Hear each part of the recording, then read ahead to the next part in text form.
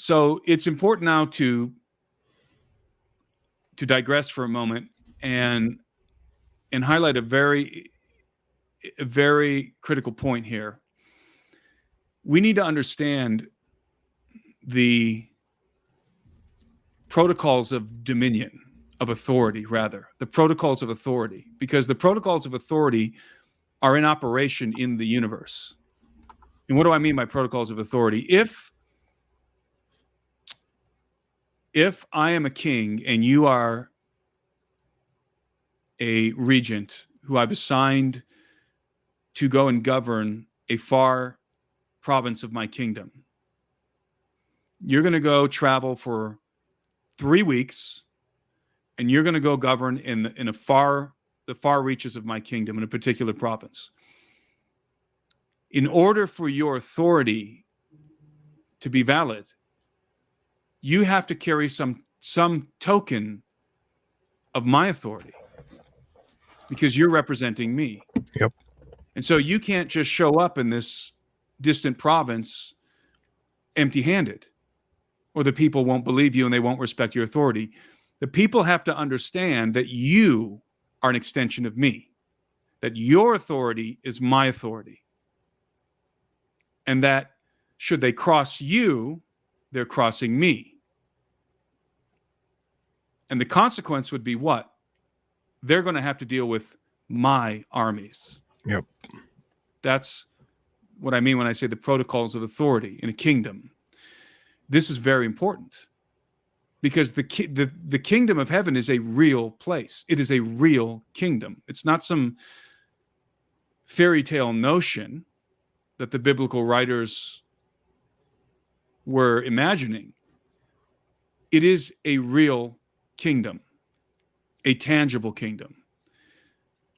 So if you show up to the people, let's say when you show up to the people as my regent, as my representative in this province, if we were living in the ancient world, you would be showing up with something very specific.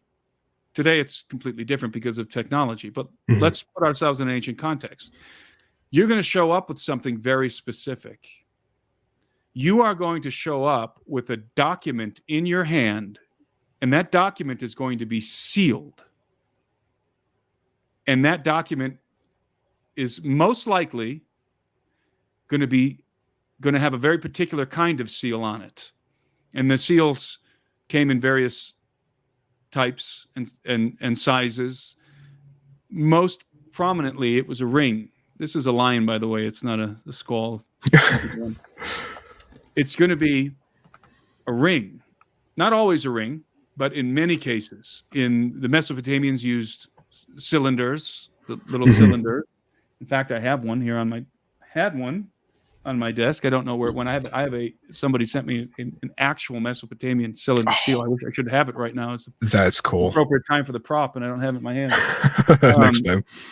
So you would have a seal of some kind. The document would bear the seal of who? Of me, of your king, of the one who sent you. And that seal more often than not, would literally bear my likeness. It would be, sometimes it's a side profile. And of course, in the ancient world, it's not some high resolution photorealistic image. It was usually, as I said, it was a ring or a stamp or a cylinder, and it would have etched into it, if it's a cylinder, or if it's a ring, it would be molded in my likeness in such a way that they knew it was me. Because this likeness, they're seeing it on the money, they're seeing it on all the legal transactions. They recognize the seal. They know what the seal of the king looks like. And again, in most cases, the seal was literally a facsimile of his likeness, either in profile or looking straight. And so when they asked you, on whose authority do you govern us? You say, on the king's authority. And here is his seal. Here's the document. Here's his seal, that people could see that indeed you are representing me. So when God created Adam, I would actually be more specific than that, when the king, who is the son of God, created Adam, he created him in such a way that his own authority, the king's authority, would be visible and apparent to everyone who encountered him. He sealed him, in other words, with his own likeness. That's powerful. So you can imagine, and this was done, by the way, in a softened solution of resin or wax. And so if a scroll was rolled up, it would drip resin or wax on it. This is one iteration of the signet seal. And then they would take their signet ring and they would press it into the softened solution, and it would leave the imprint and it would harden, and that would seal the document. So you can imagine then an analogy of this would be, or a metaphor rather, would be the king pressing his signet ring into the soil of the earth, into the moistened soil of the earth, and his impression, his likeness is imprinted in the flesh of Adam.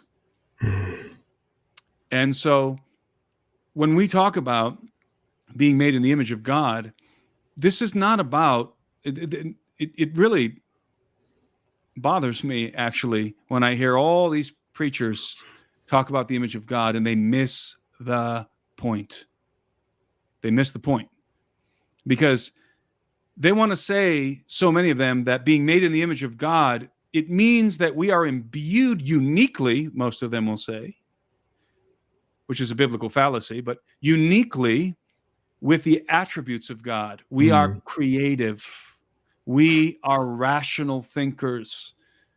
Other creatures are not rational. Other creatures are not creative. And then one might raise the objection, but what about the angels? And then what you'll get is a mythology, because usually what precedes in the form of an answer is not a biblical answer, it's mythological. Well, the angels aren't created with the same attributes as men. They don't have the creative capabilities that we do. They don't have the same rational minds, or whatever the answer will be. And I've heard many such answers. And so there's this desire to make the image of God something that makes mankind unique in the universe. That's a biblical fallacy. That's not true. There is no scripture that you could bring forward, that you could produce, that says, or that demonstrates, or that alludes to the idea that only the human species is made in the image and likeness of the Maker. It simply is not there. In fact, the opposite is true, and we have the proof that the opposite is true. We're not the first ones to bear the image and likeness of God. We're the younger sibling in a family. And all of the siblings in the family all look like the Father. They bear his image. And lest we be confused about the Father and the Son, Scripture tells us that the Son of God is the expressed likeness and image of the Father. So the original image bearer of the Father is the Son. He is the preeminent Son. But there are other sons in the family. We know that because we have the B'nai Elohim, the sons of God, plural. But then we also have the Son of God, and that's why the New Testament writers designate him as the unique Son of God, the firstborn over all creation. So, what is the image of God? The image of God is the image of the Son of God. We look like the Son of God. The human species, mankind. We were made to look like him. That's the seal of his authority. That's how all other sentient, non-human entities who are not a part of the family can recognize immediately that we are, or at least we were supposed to be in our situation. So this is the seal. The image of God is the seal of his authority. He created us to be vice regents on planet Earth, and he sealed us with his likeness. which is the authentication of our dominion and his authority that we are supposed to exercise as his regents. So, and of course, Jesus displayed this perfectly. He perfectly executed the will of his Father, and he was a human being. So Jesus succeeded, and he demonstrated how we were supposed to effectuate the authority that was bequeathed to us from the King, the dominion that was given to mankind. Jesus demonstrates how we were supposed to operate, which is in full obedience to the Father. He did nothing that he did not see his Father doing. So that's just a side note. So the point is, if returning to this scenario of you being my vice regent in this distant province of mine, me being a king over a vast kingdom, you have my authority. The people can see. Why? Because you bear my seal, which has my likeness on it. They know. You come in my authority. They therefore also know that should they rise against you, should they attempt to usurp your authority, then my armies are coming. So my armies enforce your authority, right? My armies guarantee that it's the teeth behind your authority. Without my authority and my armies, then your authority is impotent. It's powerless. So now let's return to the Watchers. So returning to the Watchers have a problem.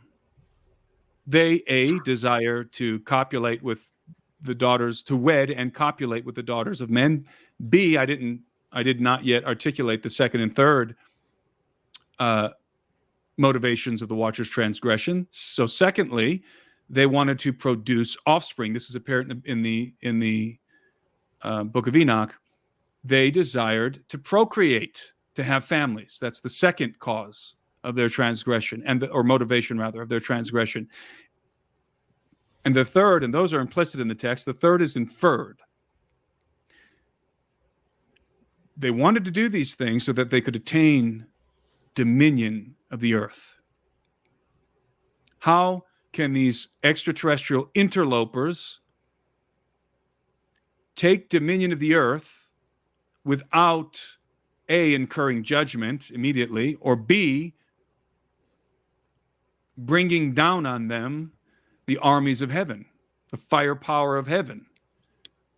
They had to do it legally. They had to make a legal transaction with the vice regents of planet Earth, with the sons of Adam, whether they were in the line of Seth or Cain. They had to make a deal. And that's, by the way, why they chose to wed the women, because they wanted their offspring to be legitimate heirs, not bastards. So they wanted to create, very clearly, they wanted to create dynasties through their hybrid offspring, who were human enough to inherit the birthright of Adam, because their mothers were fully human. So the Watchers are playing a dangerous game. They're playing for dominion of the earth. They're getting to copulate with these beautiful women that they sexually desire. They're getting offspring. They get to have families, to procreate, to have children, right? Their own sons. And they get to govern the earth from behind the thrones of their hybrid sons. This is what I call rule by proxy. They do not have the authority to rule the earth directly, so they're going to rule by proxy through their hybrid offspring. And the reason why this is so important and foundational to the narrative in my book is because it's going to happen again. It's going to happen again at the end of the age, but in a little bit of a different scenario. But I believe that, as I said, that this is a precursor, this situation. It's a prelude to something that's coming. So this is the protocol of authority in play, in action. why are the Watchers doing these things? Because if they just interlope into our domain and start throwing the women over their shoulders, then the armies of the kingdom are going to show up and detain them. It's that simple. The only way their plan could have worked is to do it in the way that they did it. And it worked for a long time. It was not like the Watchers wed the daughters of men. They copulated with them, procreated offspring, and then the flood came. No. Their offspring grew and prospered and dominated the sons of Adam. And I have this went on, I'll finish the sentence and then take a break. This went on for thousands of years, at least 1,000.